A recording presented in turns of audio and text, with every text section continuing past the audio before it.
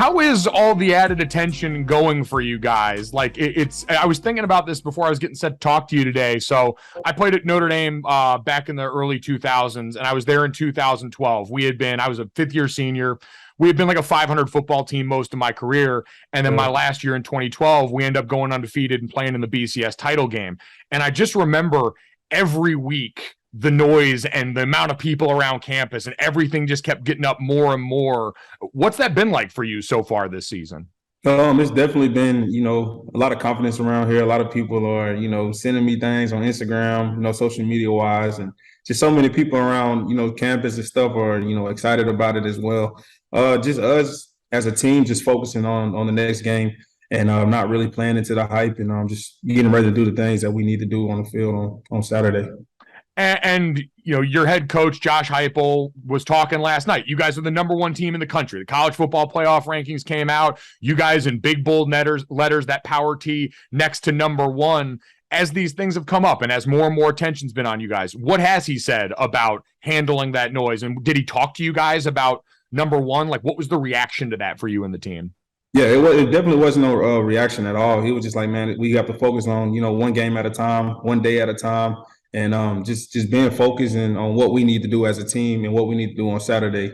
And that was honestly the main thing that he said is just us just staying focused, not playing into the hype, and just get ready for Saturday. We know that it's a big game, so we got to show up. What was the reaction from the team, though? Like, were you guys excited? Did he have to talk you back down off that, or was this business as usual for you guys? It's business as usual. We took it as, okay, we're number one, but we still got a game on Saturday. We have a game next Saturday. We have a game next Saturday after that. So that's our main focus is just focusing on the game that's next, and that is this Saturday. And we're not really falling into the hype at all. Going out and being able to get that win versus Bama was so big nationally for the way people talked about it. Did you learn anything about your team in that win? Was there something you took away from that was more than just any other Saturday? Definitely. When adversity hit, with the fumble and everything, we all got each other together. And, just leaders stepping up, being leaders on the team, and just Hendon really leading that offensive group as well. Just us just focusing on the main goal, and that's to win. And, just seeing that with the team and just to seeing the guys react to adversity was definitely special. What is special about Hendon as a player? Everything. He's a leader. He's a great ball player. Man, he's a brother, honestly. He loves his team, and he loves us as, people, as individuals. So he's a great person. And that showed up in a ton of different spots on the field. In this offense, everyone talks about it, the speed. People that do the broadcast put the play clock up in between and show how little seconds it's taken off in between. How big of an adjustment was that for you as a tight end who you guys have to do a lot in any offense, but especially in this offense? What was that adjustment like when Coach Heupel got here? It was definitely an adjustment just because of the way we play offense the year before they got here. Just the tempo, honestly, we all had to get used to that as well. But I mean, we adjusted pretty well. It did take some time, but we adjusted, and we're loving the offense.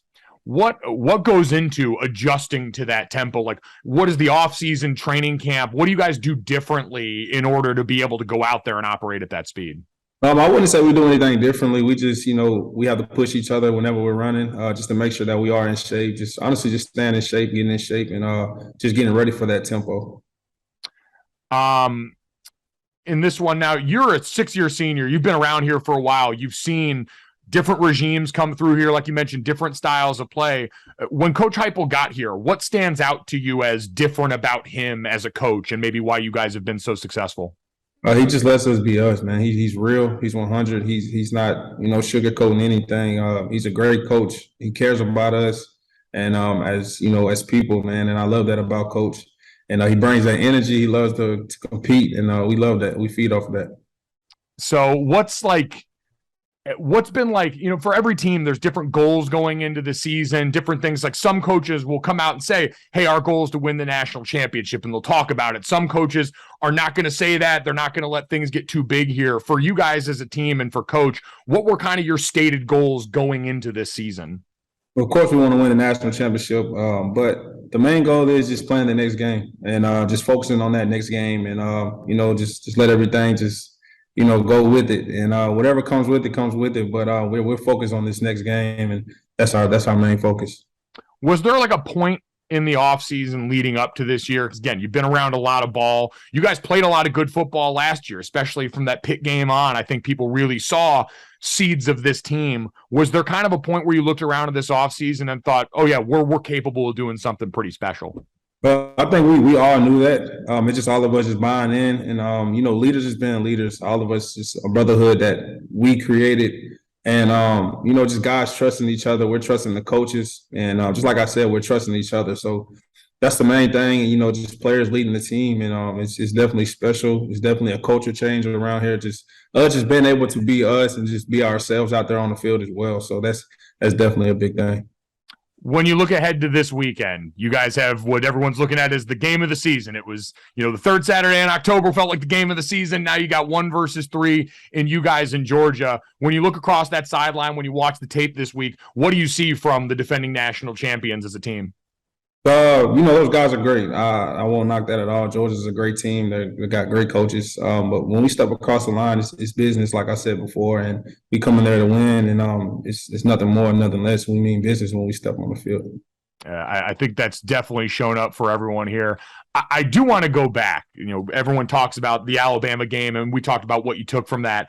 Take me on the field after that one. Fans rushing the field, goalposts are coming down. What was your experience? What was going on with you on the field after that game in the middle of all that chaos? It was definitely crazy, just the fans rushing the field. At first I was like, man, we won. It's just after everything that this school, this team has been through, just all the adversity, all the coaches change, and all the doubt and the hate that we got. But we took that as motivation, and we came out every Saturday and made sure that we played as hard as we could, as long as we could for those 60 minutes. And, we got the victory, and it's a special moment for this program, and we loved it. Did you see the goalpost floating down the river later in that night?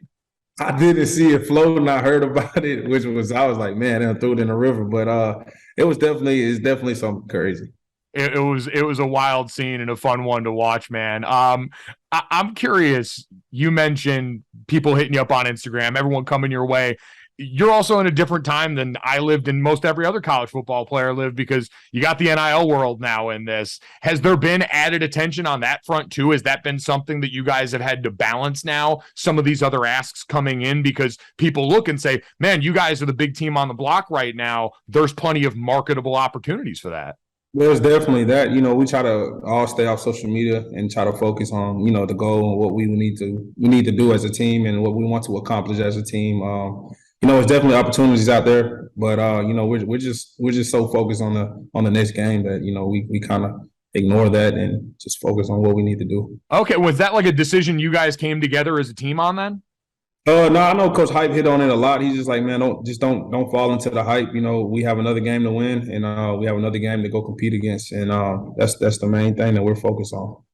Now, I've seen plenty of pictures, and my God, the cutest thing in the world, you and your daughter hanging out on the field after some of these games here. What's it like, being a dad and being out there and having your daughter be able to see you go out here and do the things that you've been doing on the field? It's definitely a special moment. My daughter is 3, and she's over there cheering and screaming and yelling, and just being able to be there with her after the game is definitely something special, definitely heartwarming as well. With football, you're not really able to go back home as much, so just having her there and being able to see her is definitely a special moment, especially like a dad moment, and just to be able to make her proud, and just everything I do is definitely for her. So how are you received in the locker room? Because you're a 6-year, you're a super senior, which, the COVID year, you guys can stick around even longer. I remember how old I felt on campus as a 5th-year senior. You're walking around as a 6th year. You're a father of a 3-year-old girl here. Like, are you looked at as like the dad in the locker room by your teammates? How is that? They don't really look at me as a dad in the locker room. I wouldn't say that, but they sometimes call me the old head, and I'll be thinking that is funny. But just the main goal is just bringing these young guys in and just getting those guys ready for what's coming with this program, and just making sure those guys are all right and coached up as well. And that's definitely the main goal. Like Miles Campbell and all of the other young guys that's in the tight end room as well. Just coaching those guys up as much as I can, getting on with them just on the field and off the field, just being there, trying to be their big brother and trying to help them out. You mentioned some of the young guys. We talk a lot about Hendon. Obviously, Jalen's getting a ton of attention, and rightly so, for the numbers he's putting up. Is there someone on this team who you think's been so big for you guys this year that's maybe not getting the headlines that they deserve? I don't think there's anybody on the team that's not. Jay Wright, he's a great running back. I know a lot of people don't really see it at times, but that guy he's a great running back. He comes to work every day and he works hard. And that's another little bro that I look at. And I try to stay in his ear as well. And before a game, I talk to him every time and just tell him just run hard, man. And that's definitely the main goal. And just Miles Campbell as well. He works hard in practice. And he's going to be one of those guys that really shows up next year for sure. Well, I mean, you're kind of a guy that's done a little bit of everything, right? I mean, we've seen rushing touchdowns for you. You've thrown touchdowns. Like, do you feel like you can offer everybody a little bit of advice? Because you kind of do it all on the field. I feel like I could. I mean, I just go out there and play ball. Whatever I can do for my team, that's the main goal. If it's running back, if it's tight end, if it's receiver, if it's quarterback, I want to be able to go out there and help those guys out and help this team win. Did you have to petition coach a little bit? Because I know the game, in pre-practice warm-ups, you go out there and you show off the arm a little bit in front of the coaches and kind of did you have to go out and kind of petition to be like, hey, we need to probably let me go out here and be great throwing the ball? Not really. Honestly, I used to just throw it around in practice. And I remember when the first time Coach Hype got here and he saw me throw the ball, he was like, man, you got an arm on you. And I was like, yeah, Coach, I can throw a little bit. And after that, he just started thinking, and those guys got the planning, and we put that in, and it was definitely something special, and I was happy we connect on it. What's your favorite thing on the field? Tight end, we mentioned all those things you do, but tight end, you got to block. You're a part of, the run game here. You guys do a ton of really creative stuff with the tight ends on the field. You pass catcher. What's your favorite thing to do on the field as a ball player? Just compete. I love to compete. I love to go against the best. Just the attitude that I have, the determination that I have, but honestly, just whatever it is for my team that I can help them out. And that's it. That's the main goal for me is just to win. We want to win over here. So you mentioned avoiding the noise. I think a lot easier to do when you're in the building, right? You guys are always together, watching film, doing whatever you need to do in the training room, all that stuff. When you get away from the field, what do you kind of do to sort of relax and keep yourself away from all this noise right now during the season? I kind of just chill. Sometimes I sit down and I watch film. Well, a lot of times I sit down and watch film and, just listen to music and talk to my mom, call my mom up, talk to my daughter, and just call some of my boys back at home, and we just have conversations just to really just keep my mind off of football and just relax my mind as well. So just block the noise, avoid the noise with that, just talking to some of the guys at home and, laughing and joking on that. So that's awesome. I know people will see your last name, obviously familiar with your cousin. People know, very well.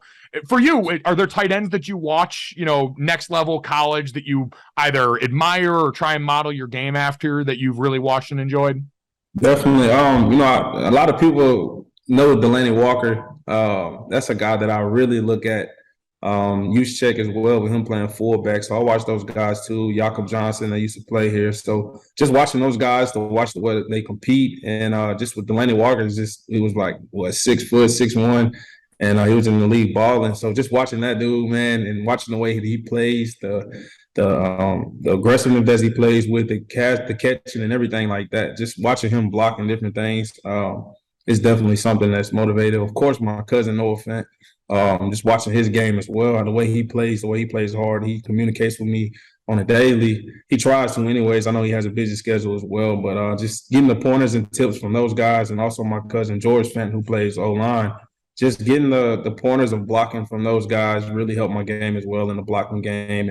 And that's also in the passing game, just listening to Noah on different type of routes and ways that you can set up defenders as well. So it's definitely been helpful. What's the best bit of advice that George and Noah have each given you?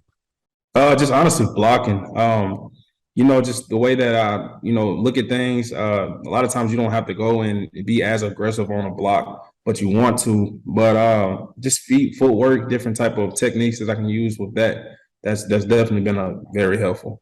Well, listen, Princeton, it's been a blast watching you guys this season. You've been the story of college football. Best of luck this weekend in the game against Georgia. We're all really excited to watch, man, and continued success for you. Yes, sir. Thank you.